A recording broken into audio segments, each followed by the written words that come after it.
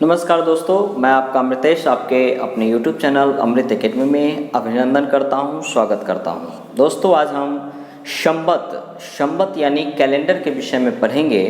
आज हम जो कैलेंडर शुरू करने वाले हैं वो बहुत या विशेष जो धर्म है, बहुत तरह के जो धर्म हैं, सभी लोगों का अपना अपना संवत है। कौन सा संवत यहाँ भारत में प्रसिद्ध है, कौन सा पूरे दुनिया में प्रसिद्ध है, उसी सभी चीज़ों को पढ़ेंगे। दोस्तों, आप लोग को कन्फ्यूजन होता होगा ईसा पूर्व ईस्वी को लेकर, जिसे इंग्लिश में हम लोग BC और AD के नाम से जानते हैं। उन सभी चीज़ों को हम लोग पढ़ रहे हैं एक एक करके। जैसे सबसे जो पहला जो प्रश्न आता है BC का, आपके सामने में पहला प्रश्न होगा BC क्या है और दूसरा प्रश्न होगा AD क्या है।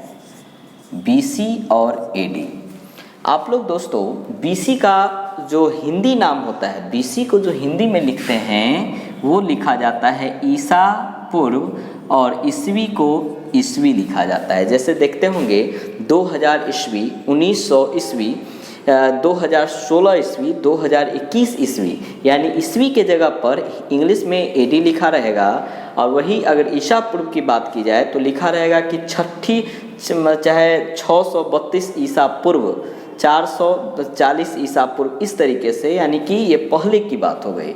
ये सब जानते हैं कि ईस्वी, ईसा पूर्व, इस सब में क्या अंतर है, यह क्या है। तो मुख्य रूप से आप रखिएगा ध्यान, यह मुख्य रूप से संवत का नाम है। संवत यानी कैलेंडर को हम लोग दर्शा सकते हैं। यहाँ BC का जो फुल फॉर्म है, BC का पूरा नाम होता है बिफोर द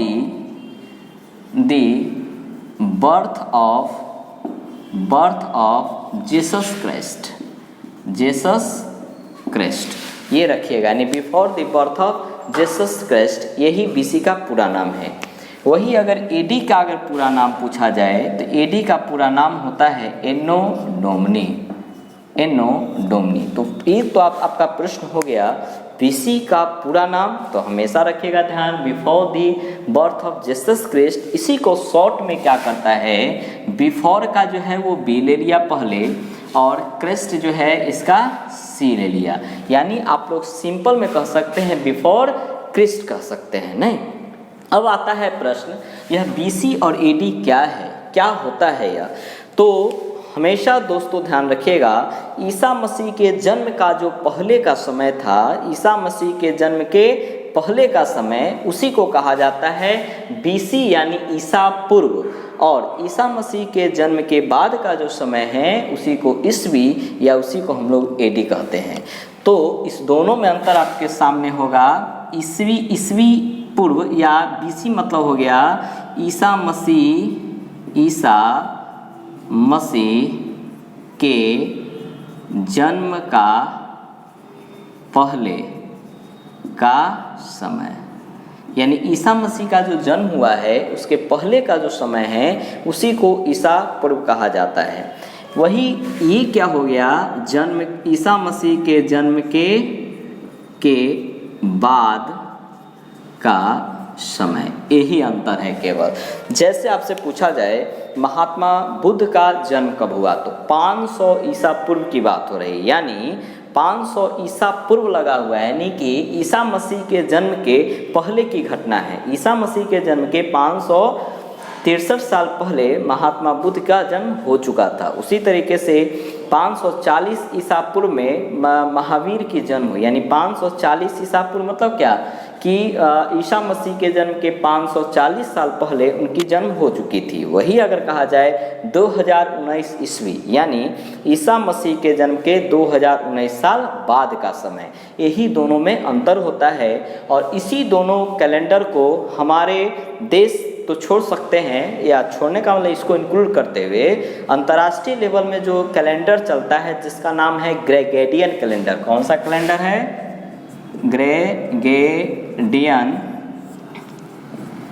कैलेंडर। ये जो कैलेंडर है, इससे अब प्रश्न देखिए, ये जो कैलेंडर है मूल रूप से एक अंतर्राष्ट्रीय कैलेंडर है।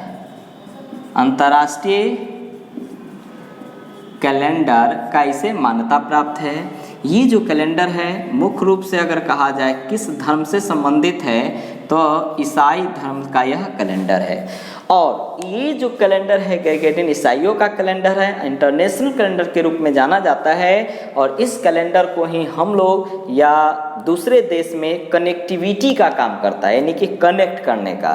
इसी के अंतर्गत जनवरी, फरवरी, मार्च ये सब आते हैं, वो ग्रेगोरियन है जो कि ईसाइयों का कैलेंडर है।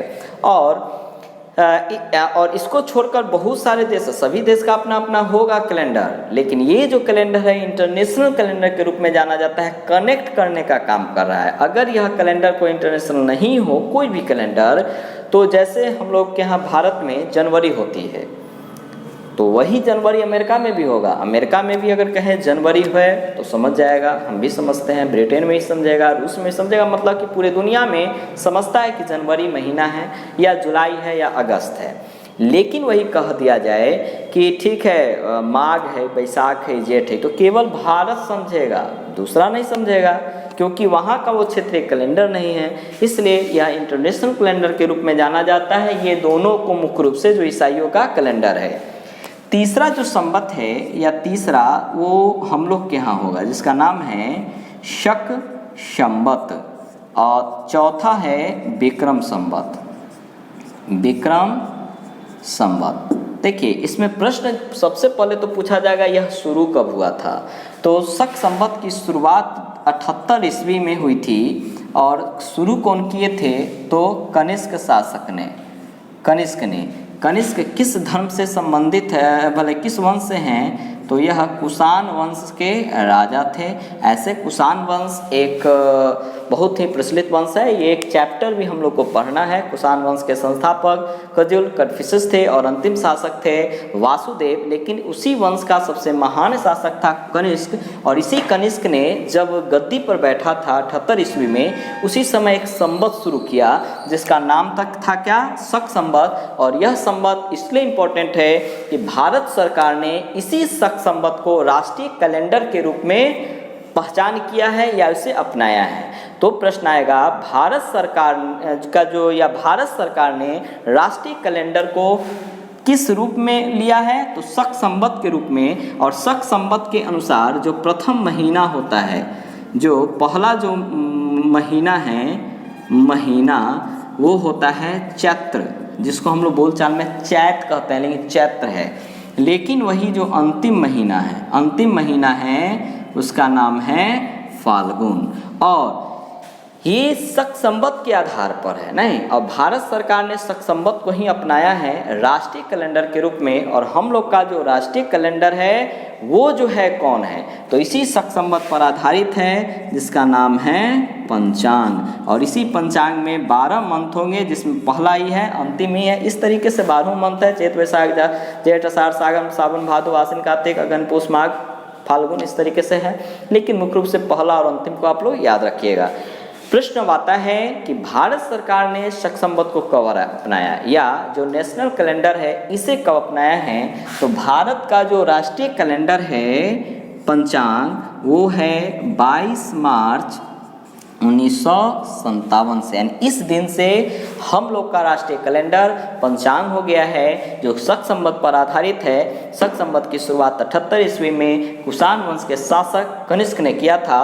और राष्ट्रीय कैलेंडर पंचांग में कुल 12 महीने होते हैं, जिसमें प्रथम महीना चैत्र है, अंतिम महीना फाल्गुन है, जिसे हम लोग फाल्गुन भी कहते हैं या होली कहते हैं।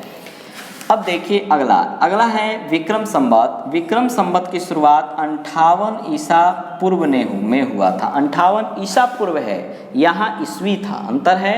58 ईसा पूर्व में जो विक्रम संवत शुरू हुआ है, यह एक उज्जैन के राजा थे, राजा भोज ने इसकी शुरुआत की थी, और उन्होंने भी विक्रमादित्य की उपाधि धारण किया है। उसका कोई विशेष साक्ष्य नहीं है, लेकिन इसे भी विक्रम संवत को भी भारत सरकार ने इस पंचांग में शामिल किया है। लेकिन मूल जो है वो है शक संवत, यानी ये दोनों जो हो गया, यह हिंदुओं का कैलेंडर हो गया, ये था ईसाइयों का, दोनों ये हो गया हिंदुओं का राष्ट्रीय कैलेंडर। अगला टर्म मुसलमानों का। अब हम लोग मुसलमान का पढ़ते हैं, यानी कि इस्लाम धर्म का। ये था ईसाई का, ये है हिंदू का। मुस्लिमों का जो संवत है उसका नाम है हिजरी संवत।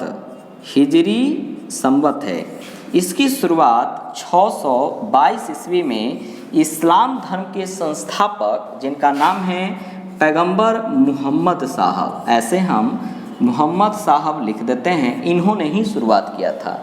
यानी प्रश्न आएगा कि मुसलमान या इस्लाम धर्म का जो कैलेंडर है उसका क्या नाम है, तो उसका नाम है हिजरी संवत। इसकी शुरुआत कब हुई? 622 ईस्वी में। कौन शुरू किया? तो पैगंबर मोहम्मद साहब ने। पैगंबर मोहम्मद साहब जब 622 ईस्वी में मक्का से मदीना की यात्रा किए थे तो टोटल 354 दिन इनको लगा था। और ये जो यात्रा था, इस यात्रा को कहा जाता है हिजरत, और इस्लाम धर्म में इसी हिजरत को हिजरी संवत के रूप में जाना जाता है, जो राष्ट्रीय कैलेंडर है किसी भी इस्लाम धर्म का। अगला टर्म, ये जो हिजरी संवत है इसमें 354 दिन इक्वल टू एक वर्ष होता है। यानी एक साल में, ऐसे तो हम लोग 365 दिन पढ़ते हैं लगभग, लेकिन इस्लाम धर्म का जो कैलेंडर है उसमें 354 दिन बराबर एक साल होगा। और 354 दिन ही इसलिए है क्योंकि इतना ही दिन में मोहम्मद साहब मक्का से मदीना की यात्रा किए थे। ओके, अगला टर्म देखिए, इसी हिजरी संवत को आगे चल के जो मुगल वंश का शासक था जिसका नाम था ये अकबर जो है, इसी हिजरी संवत का नाम बदल देगा और एक नया संवत शुरू कर देगा, और उसका नाम होगा क्या? इलाही संवत। तो आपसे अगर पूछा जाए हिजरी संवत कौन शुरू किया, तब तो मोहम्मद साहब। इलाही संवत किसने शुरू किया? तो इलाही संवत शुरू किया था अकबर ने। और कब शुरू किया है? तो 1583 ईस्वी में। ये भी चीज़ को आप लोग ध्यान रखिएगा। ऐसे इन सभी के अलावे जो संवत है वो गुप्त साम्राज्य में भी शुरू किए गए थे। गुप्त साम्राज्य में जो संवत था उसका नाम ही था गुप्त संवत। देखिए, यानी यहाँ हम नेक्स्ट लिख देते हैं 6 पॉइंट में, नाम है गुप्त संवत। गुप्त संवत की शुरुआत 619 ईस्वी में हुई थी। शुरू किसने किया था? शुरू किया था चंद्रगुप्त प्रथम ने। और इसी चंद्रगुप्त प्रथम जो ने पहली बार महाराजा धीराज की उपाधि धारण किया था, यानी कि राजाओं में श्रेष्ठ जिसे कहा जाता है ना। यानी गुप्त वंश का कौन सा राजा था जिसने गुप्तों का एक अलग संवत शुरू किया, तो उसका नाम होगा चंद्रगुप्त प्रथम। और चंद्रगुप्त प्रथम ने ही 619 ईस्वी में गुप्त संवत की शुरुआत किया और इसने महाराजा धीराज की उपाधि भी धारण किया था। गुप्त साम्राज्य भी एक बहुत विशिष्ट या विशाल साम्राज्य था जिसका संस्थापक श्रीगुप्त और अंतिम शासक विष्णुगुप्त था। ऐसे वो भी एक चैप्टर है जो हम लोग आगे पढ़ेंगे, अगले एक वीडियो में हम लोग अच्छे तरीके से उसे स्टडी करेंगे, पढ़ेंगे। दोस्तों, इस तरीके से हम लोगों ने आज विभिन्न प्रकार के जो संवत है उसकी चर्चाएं किया है। जहां कन्फ्यूजन हो उसे हम लोग क्लियर किए हैं। ठीक है दोस्तों, मैं इसी तरह का वीडियो अपलोड करूंगा। तब तक के लिए धन्यवाद।